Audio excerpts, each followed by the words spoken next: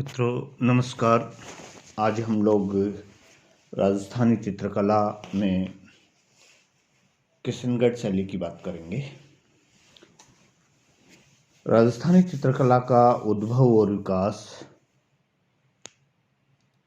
कई भारत की अन्य चित्र शैलियों की भांति न तो एक स्थान पर हुआ, न ही कुछ शेख कलाकारों के द्वारा।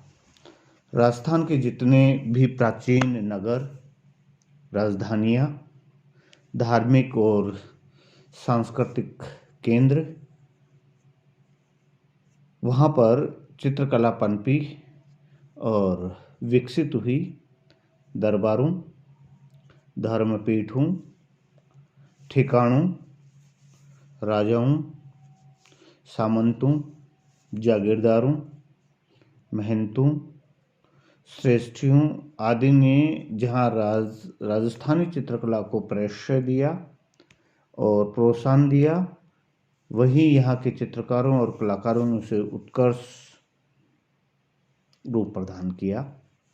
इसलिए राजाओं, धर्माचार्यों, दरबारी कवियों, मुसव्विरों, संगीतज्ञों, शिल्पकारों आदि के पारस्परिक आदान प्रदान से राजस्थानी चित्रकला की अजस्त्र धारा अनेक स्कूलों, अनेक रियासतों, शैलियों, उपशैलियों को परिपल्लवित करती हुई 17वीं 18वीं सदी में अपने चरमोत्कर्ष पर पहुंची, जिससे इसका समन्वित स्वरूप, एक समग्र रूप सामने आता है। इसके राहट परिवेश में अनेक शाखाएं और उपशाखाएं शामिल हैं। राजस्थान की चित्रकला के विराट प्रवेश को भौगोलिक, प्रशासनिक और सांस्कृतिक दृष्टि से 4 स्कूलों में विभाजित कर उसका अध्ययन किया जा सकता है, जिनमें अनेक शैलियाँ, उपशैलियाँ, ठिकाना कला सहज ही समाहित हो जाती है। बहुत से शोधार्थी उपशैलियों को भी स्कूल के रूप में प्रदर्शित करते हैं, संबोधित करते हैं। उसके पीछे राजनीतिक, सांस्कृतिक और जाति परंपरा को अनदेखा नहीं किया जा सकता। वास्तव में राजस्थानी चित्रकला के 4 सेंटर हैं, 4 स्कूल हैं, जिनमें अनेक शैलियाँ, उपशैलियाँ पनपी और विकसित हुई तथा एक दूसरे से प्रभावित भी होती रही। Mewar school, Marwar school, Hadoti school और ढूंढाड़ स्कूल, ये 4 स्कूल हैं, 4 शैलियाँ हैं।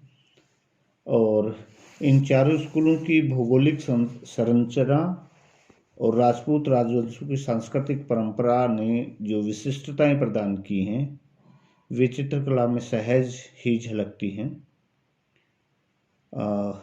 मेवाड़ स्कूल में चावंड शैली, उदयपुर शैली, नाथद्वारा शैली, देवगढ़ उपशैली, सावर उपशैली, शाहपुरा उपशैली तथा बनेड़ा, बागोर, बेंगू, केलवा आदि ठिकानों की कला को सम्मिलित किया जाता है। तो मारवाड़ स्कूल में जोधपुर शैली, बीकानेर शैली, किशनगढ़ शैली, अजमेर शैली, नागौर शैली, सिरोही शैली, जैसलमेर शैली तथा घानेरा, उरिया, भिणाई, जूनी आदि ठिकानों की कला को सम्मिलित किया जाता है।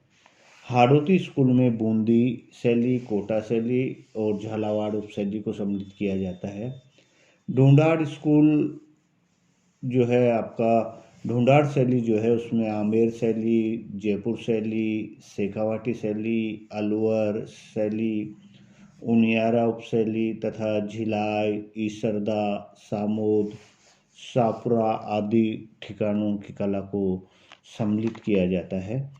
हाँ, हम देखते हैं कि बहुत सारी उपशैलियाँ हैं, बहुत सारे केंद्र बने और सब केंद्रों की अपनी अपनी विशेषताएं थी। उनमें से हम आज किशनगढ़ शैली की बात करेंगे। राजस्थानी चित्रकला में किशनगढ़ शैली का विशिष्ट स्थान है, जिसको बनी ठनी के नाम से भी जाना जाता है। मारवाड़ स्कूल की प्रमुख चित्र शैली है ये। अजमेर के पास में एक छोटा सा स्टेट था किशनगढ़, वहाँ के राज दरबार में ये शैली पनपी और उभर कर सामने आई। इस शैली पर एरिक डिकिंसन और डॉक्टर फैयाज अली ने विशेष रूप से कार्य किया है और उन्हीं के द्वारा 1943 के बाद में इसको सबके सामने लाया गया। किशनगढ़ शैली की विषय वस्तु, शारीरिक बनावट, रंग संयोजन अपने आप में विशिष्ट है। और हम इसके विकास की अगर बात करें तो किशनगढ़ राज्य की नींव 1609 में किशन सिंह, जो उदय सिंह के पुत्र थे राठौर वंश में, उनके द्वारा डाली गई। राजा किशन सिंह को बादशाह जहांगीर द्वारा 1000 पदाती और 500 घुड़सवारों का मनसब प्रदान किया गया था। उनके द्वारा इस राज्य की नींव डाली गई। और किशन सिंह की 5वीं पीढ़ी में रूप सिंह, जो यहाँ के ठिकानेदार हुए, उन्होंने रूपनगर को अपनी राजधानी बनाया, जो सांवत सिंह के समय तक रही। रूप सिंह स्वयं विद्या प्रेमी और भक्त हृदय वाले व्यक्ति थे और उन्होंने अपने पूर्वजों की भांति वल्लभ कुल संप्रदाय की दीक्षा ली तथा राधा कृष्ण की भक्ति में अपना जीवन लगा दिया। साम्यक चित्रकारों ने अपने स्वामी की प्रसन्नता के लिए राधा और माधव की लीलाओं के चित्रण द्वारा साकार करने का प्रयास किया, चित्र बनाए गए। बाद में मानसिंह, जो 1658 से 1706 तक गद्दी पर बैठा, वह स्वयं कवि था, कला मार्गज्ञ था और उसके समय में भी बहुत सारे चित्र बने, जो किशनगढ़ कपड़ भंडारों में कुछ चित्र इनके समय के उपलब्ध हैं। यहाँ की चित्रकला के विकास में राज सिंह के शासनकाल में बड़ा कार्य हुआ, जो 1706 से 1748 तक जिसने शासन किया। राज सिंह परमवीर, धर्म परायण, कला रसिक एवं स्वयं भी चित्रकार था। राज सिंह के द्वारा 33 ग्रंथ रचे गए, जिसका प्रभाव तत्कालीन कलाकारों पर भी पड़ा। और इसी समय से कुंवर पद्दी पर आरूढ़ सामंत सिंह नागरीदास पर उनके पिता की कला प्रियता का पूर्ण प्रभाव पड़ा। सावंत सिंह और नागरीदास की शिक्षा दीक्षा पिता की रुचि के अनुसार कलात्मक वातावरण में हुई। संस्कृत और संगीत का भी उन्हें पूर्ण अभ्यास था। वे चित्रकला में विशेष रुचि रखते थे और किशनगढ़ दरबार के निजी संग्रह में उपलब्ध 4 रेखा चित्र इस बात के साक्षी हैं। काव्य के प्रति राजा सावंत सिंह की रुचि प्रारंभ से ही थी। 1723 से 1731 तक उन्होंने मनोरथ मंजरी, रसिक रत्नावली और बिहार चंद्रिका की रचना कर कृष्ण भक्ति काव्य के विस्तार में विशेष योगदान दिया। अपने पूर्वजों की भांति वे भी वल्लभ संप्रदाय में अपने गुरु श्री रणछोड़ जी द्वारा दीक्षित थे। राज्य वैभव के प्रति उदासीन होकर उन्होंने काव्य चित्रण और संगीत द्वारा अपने कलात्मक वैभव से किशनगढ़ शैली को एक नवीन मोड़ दिया। 18वीं सदी के मध्य में बने चित्रों में शैली की नवीनता और उत्फुल्लता प्राप्त होती है, जिसमें राधा कृष्ण के माधुर्य भाव को नवीन रूप से चित्रित किया गया। और इस समय दरबारी चित्रकार मोरध्वज निहालचंद को, जिनके बनाए गए सैकड़ों चित्र इस शैली की अमूल्य निधि है, परिचय दिया गया। निहालचंद के पिता सूरध्वज मूलराज दिल्ली से आकर राजा मानसिंह के दीवान हुए तथा आगे भी उनकी पीढ़ी के चित्रों ने किशनगढ़ शैली के विकास में योगदान दिया। निहालचंद ने अपने रंजक और सूक्ष्म तुलिका से नागरीदास के काव्य का चित्रण सन 1735 से लेकर 1757 तक किया। नागरीदास के वृंदावन वास के उपरांत भी मुसवीर निहालचंद का चित्रांकन राज्य में चलता रहा, किंतु परवर्ती चित्रण में वह काव्यात्मक जादू प्राय पतनोन्मुख हो गया। इस समय की चित्रकला से बनी ठनी और नागरीदास के प्रेम को जोड़ा जाता है। दीवान सूरजध्वज मूलराज के वंशजों ने किशनगढ़ की कला को महत्वपूर्ण योगदान दिया, जिसमें सीताराम और बदन सिंह का नाम उल्लेखनीय है। अमरू और सूरजमल के चित्रण भी नागरीदास जी के समय का ही है। नागरीदास के भाई बहादुर सिंह के राज्यकाल में भी नानक राम चितेरे ने अनेक चित्र बनाए।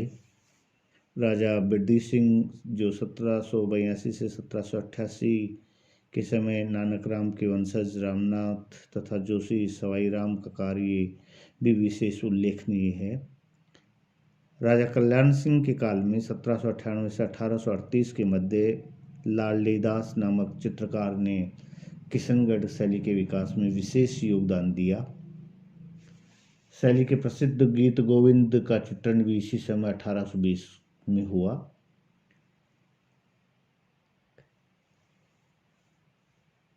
हम अगर विशेषताओं की बात करें किशनगढ़ शैली की या बनी ठनी की, तो किशनगढ़ शैली की कुछ एक ऐसी विशेषताएं हैं जो इसे विभिन्न शैलियों से अलग करती है। केवल अलग ही नहीं करती है बल्कि उच्च आसन पर आरूढ़ भी करती है। नर नारियों के अंग प्रत्यंगों का अलौकिक अंकन, प्रकृति के विकराट रंगमंच का रंगीला चित्रण, रंगों का मिश्रित वैभव, राधा कृष्ण संबंधी विषय का अनूठा और काव्यात्मक अंकन आदि विशेषताएं अपना महत्व रखती हैं शैली में। पुरुषाकृति में लंबा चेहरा, नील छवि युक्त शरीर, जटाजूट की भांति ऊपर उठी हुई मोती की लड़ियों से युक्त श्वेत या मूंगिया पगड़ी, समन्वित ललाट, लंबी नासिका, मधुर स्मित से युक्त शिगुली, पतले से अधर और खंजनाकृत कर्णा तक खींचे हुए विशाल अरुणाभ नयन किशनगढ़ शैली की अपनी निजी विशेषताएं हैं। सारे मुखमंडल में नेत्र इतने प्रमुख रहते हैं कि दर्शक की प्रथम दृष्टि वहीं पर मंडराने लगती है। नुकीली चुंबक, लंबी सुराहीदार गर्दन, अजानू भुजाएं, गोल और सुकुमार लंबी उंगलियां, पतली कमर, पैरों तक झूलता पारदर्शी जामा तथा अलंकारों और फूलों से आवेष्टित सारा शरीर किशनगढ़ शैली में अनोखा है। नारी आकृति में भी प्राय उपयुक्त ही नारी सुलभ लावण्य दर्शनीय है।